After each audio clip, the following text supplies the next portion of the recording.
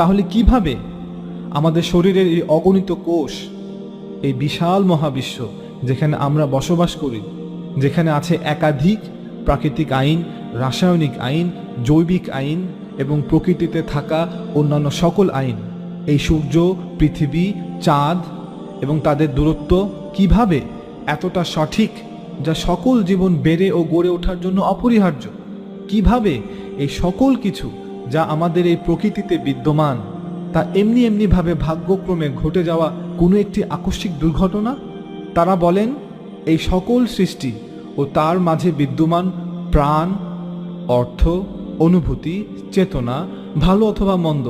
নৈতিক অথবা অনৈতিক, সুন্দর অথবা কুৎসিত, মায়া, মমতা, ভালোবাসা, সুখ, দুঃখ, কান্না, স্নেহ, আদর, রাগ, অহংকার, দাম্ভিকতা, সম্মান, শ্রদ্ধা, স্মৃতি, সাহসিকতা, ভীরুতা